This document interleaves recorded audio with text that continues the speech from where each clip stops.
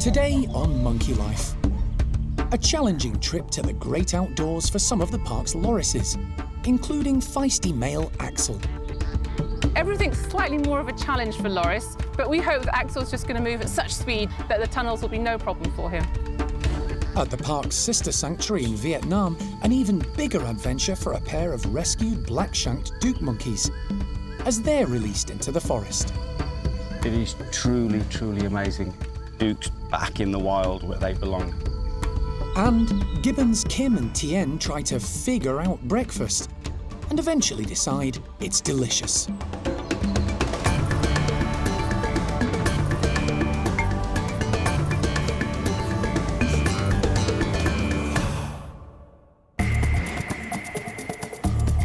Monkey World in Dorset, buried deep in the English countryside, is the largest sanctuary of its kind on the planet. The team, led by Dr. Alison Cronin, rescue and rehabilitate abused and unwanted primates from all over the world. This is a new start of a new era of the releases for the gibbons, which we need to get on with. The park provides a home for more than 260 primates from 25 different species.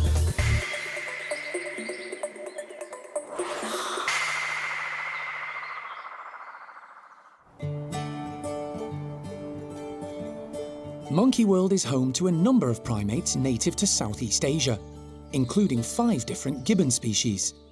Also among its residents is another, smaller primate from the same part of the world, the nocturnal Bengal slow loris. In the last 12 months, the park's lorises have seen big changes. A new nocturnal house was converted for their use, and the extra space had a positive impact. 3 of the small primates moved in, leaving more space for the others in the hospital loris house, reducing stress on their number. But their presence at the park has been a steep learning curve for the primate care staff. There's little known about the ecology, behaviour or care of these unusual primates. Monkey World welcomed its first ever slow loris, Boo, 9 years ago. She was rescued from the black market trade in the Maldives. Hi, you! 2 years later, 5 lorises from Hong Kong joined her. Alison and the team wanted to learn as much as possible about this strange, secretive species. With not much known about it, knowledge gained at the park would complement the work done at Dao Tien, the park's sister sanctuary in Vietnam, which rescues both pygmy and Bengal loris and has had success releasing pygmy lorises back into the wild. In recent weeks, the primate care staff at Monkey World have been busy prepping the outdoor enclosure for females Nikki and Nora, and feisty male Axel, who've been living together for the last few months. Axel is a lot happier now he's not sharing a home with the other male Bruce, and soon all 3 lorises in the new house can use the outdoor enclosure together. The biggest thing they need now is more space. One of the biggest things about loris, although they're small, they require as much space, say, as a gibbon. They require 4 or 5 hectare enclosures if you're really going to do something wonderful. So it's really important today that the Bengal get the 2 outside enclosures, and now the weather's coming nicer, we can do it. Lorises are a nocturnal species, sleeping during the day and travelling and eating at night. For the loris to come out, it's tricky for many reasons. First of all, it's nighttime for them. Inside the house is reverse lighting. In the outside, we have reverse lighting, but there's a little bit of natural light that comes in, which is great. They get fresh air coming through, but it's going to make them think, oh, am I still in sleep zone? Am I not? And also, there's long tunnels from the outside to the inside. Loris generally like tunnels, but in the tunnels, again, the temperature's different, the light's different. If it gets too hot, it makes them go a bit sleepy. So everything's slightly more of a challenge for Loris, but we hope that Axel's just going to move at such speed, because they can go so fast, that the tunnels will be no problem for him. Time for the lorises to make their way along the tunnel, as the team wait to see if they'll explore the newly renovated enclosure. Nikki is first to venture out and slowly starts to explore. The team have added lots of new branching to help the trio get around, and there's plenty of browse and planting to keep them occupied. Axel seems to really enjoy being outside. The change of environment and stimulus keeps him active and occupied. The extra space will also give the trio room to get away from each other whenever they want. In the wild, lorises aren't the most social of primates, only spending up to 10% of their day in the company of others. The more we can stimulate the loris, the better. So to come outside here is just fantastic. One of the first places that Axel went was actually to the areas where there's fresh air coming in, and he was smelling the air, he was checking out what's going on. It is a lot noisier out here because there's public coming to view, there's a big road going by with the tanks. To a certain degree, you could worry about that, thinking it's just too stressful, we have to keep everything really quiet. But actually, the jungle at night is so noisy, it's like quite scary, because there's actually a lot more scary things at night time than there are in the day. So actually, it's all okay, and we just have to monitor and make sure they're all right with the new kind of stimulus that's coming. So far, so good. The three lorises have embraced their new outside space and for now can come and go as they please.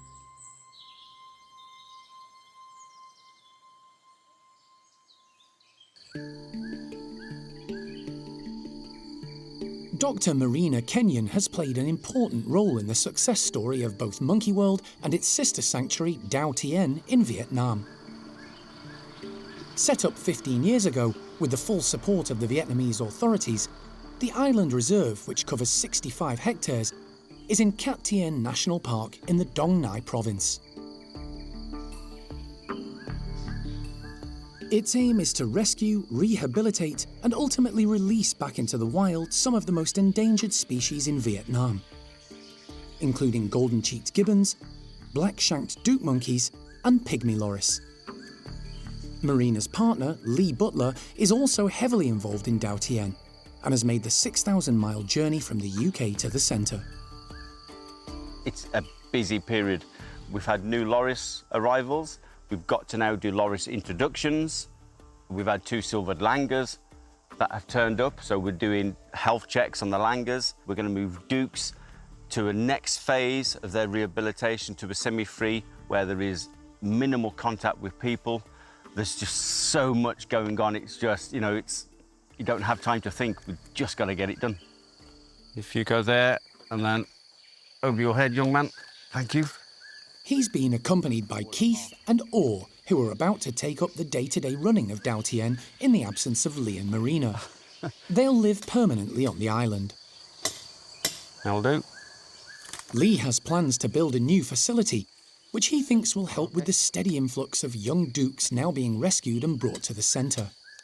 It's been on hold due to the global pandemic, and now with more youngsters arriving and the older dukes already in semi-free enclosures, it can be used for rearing young dukes and dealing with any sick animals that come in.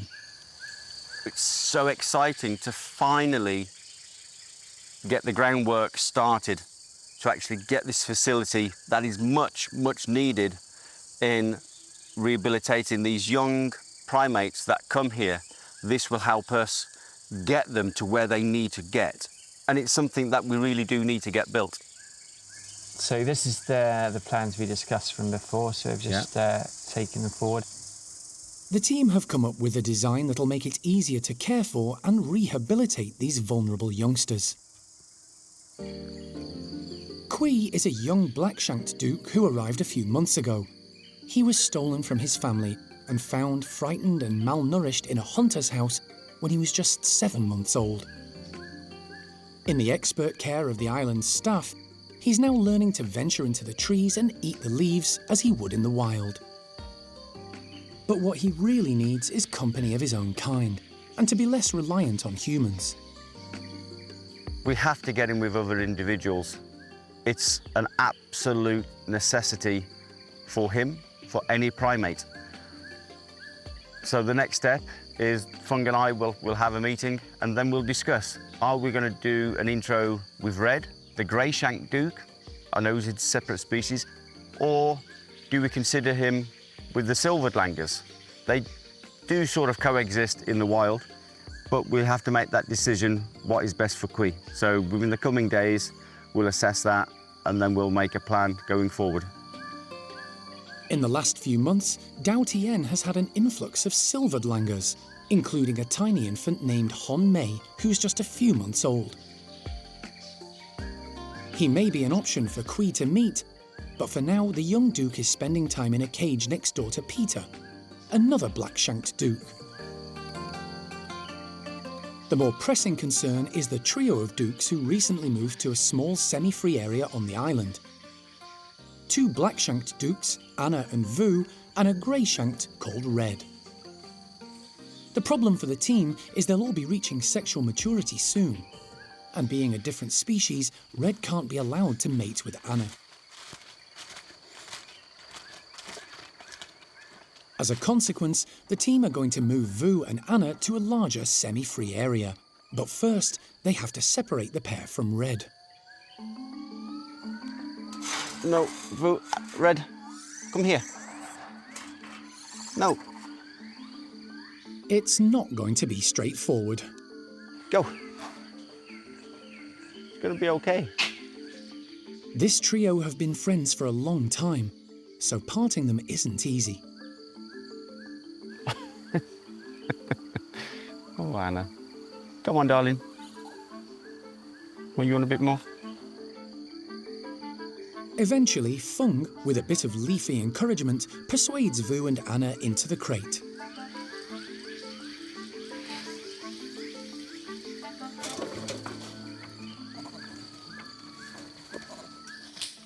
They're then transported across the island to a large semi-free forest enclosure, where a release cage has been set up. My foot. Okay.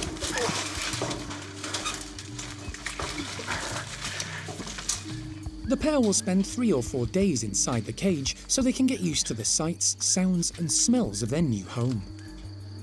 Right, are you ready, guys?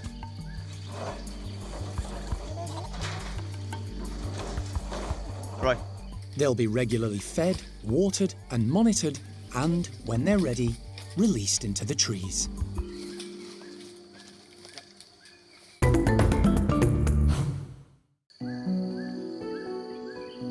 While black-shanked Dukes Vu and Anna wait to be let out into the forest sanctuary in Dao Tien, some of the gibbons on the island aren't so fortunate. Although they've been rescued, they'll never be fit enough or well enough to be released back into the wild. However, along with the gibbons in the process of rehabilitation, they still get all the care and attention they need. This morning, Mr. Phuc, one of the Vietnamese staff, is making a unique form of enrichment from native plants. It's a tam rau. Tam ruột. It's a Vietnamese fruit, so sweet, but it's quite ingenious what he's doing. He's making some banana leaf parcels, and all of it is just from the banana plant. But the banana leaf is when you take it from the plant, it's very brittle. And one way they overcome that is they actually put it over a naked flame, and then you can bend it. It's just ingenious. I've tried to make these, and I can never tie them. I always end up breaking the tie, which is sort of the spine of the banana leaf. But it is really ingenious. Come on here. The little banana plant parcel should challenge the gibbon's mental agility as they work out a way to unwrap it.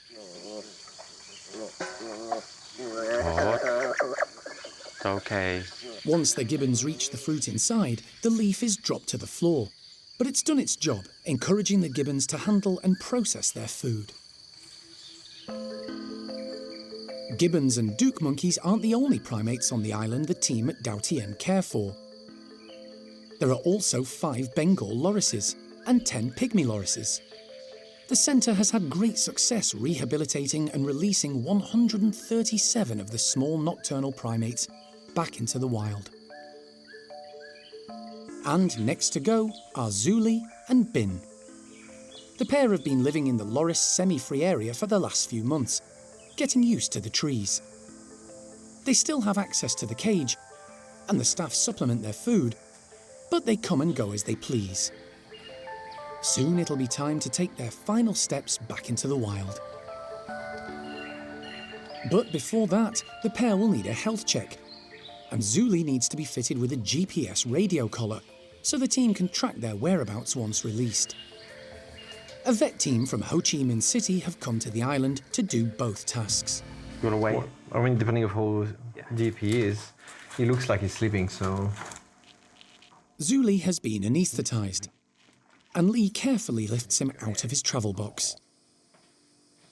Fitting the collar on such a small primate is a fiddly procedure and requires gauntlets for safety due to their toxic bite. Okay, let's put the collar.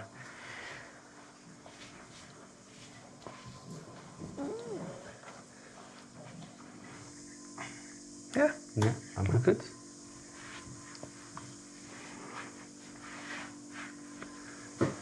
Great, that's amazing. Once it's secure, Lee checks everything is working as it should. Okay. The team take the opportunity to weigh Zuli while he's still under sedation. Okay, so 540. The pillowcase is 110. Okay. Yeah. Around 450 grams is about right, and a lot less than the 800 grams he weighed when he first arrived at Dao Tien. He's returned to the box and monitored as he comes round from the anaesthetic. All being well, Zuli and Bin will be released into the wild in the next few days.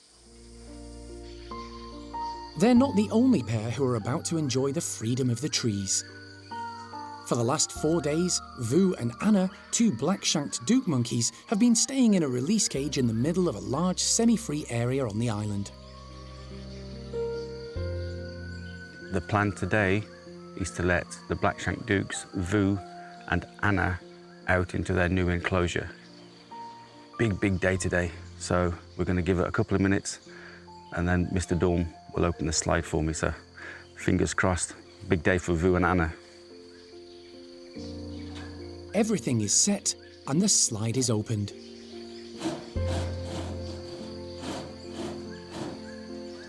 The two monkeys don't wait around, heading straight for the trees. They're a bit wary at first, sticking to the lower branches, taking it all in.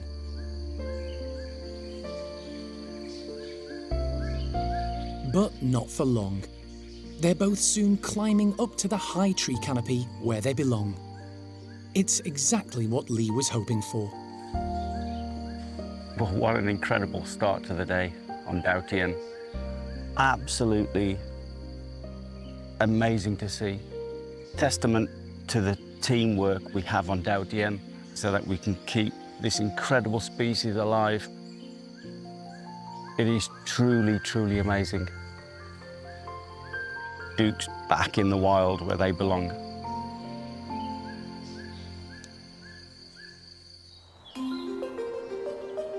But releasing gibbons back into the forest has proved more tricky over the years.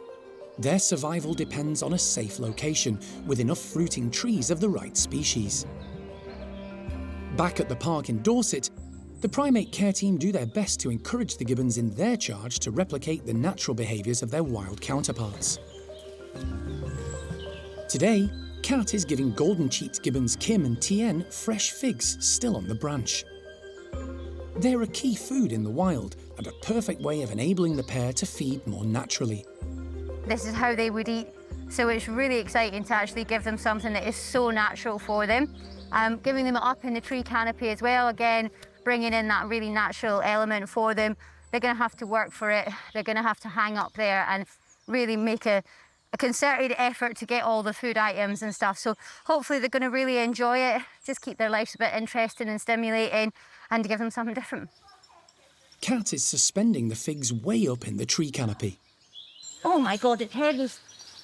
Using pulley feeders, gibbons are well adapted to finding food high up. I would imagine that they will sit on this pulley feeder for a considerable period of time, grabbing as much of the fruit as they can and probably eating it quite quickly whilst they're hanging. So, you know, this is going to be a really nice workout for the guys and keeping them moving in their natural way.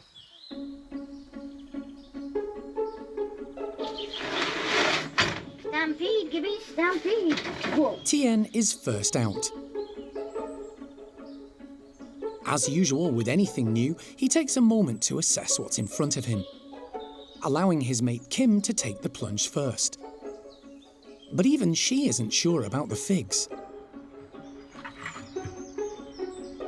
Most of the fruit the pair receive in their weekly diet is commercially grown and a lot more ripe. These figs are more akin to what they would find in the wild. Some are hard and firm, and others ready to pick and eat. After a closer look, Kim and Tien start to gorge on the fruit.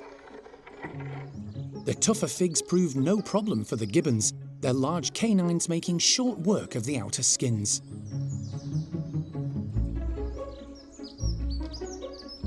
Kim and Tien have had a different life experience to most of the primates at the park, who've been rescued from a variety of circumstances.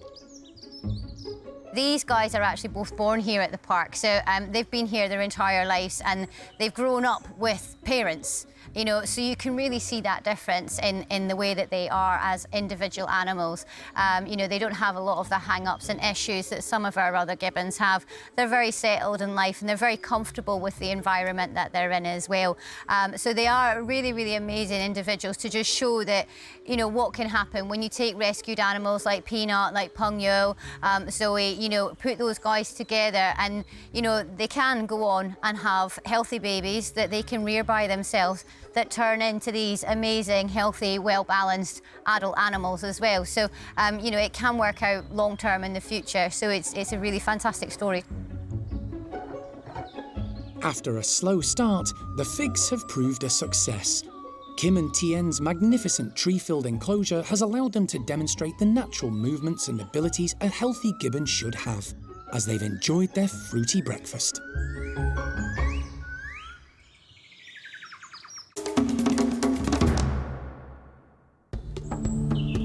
Next time on Monkey Life, orangutan youngster Kyan goes outside for the first time and braves a bird's-eye view of the park. She's probably been quite curious about all her new neighbours.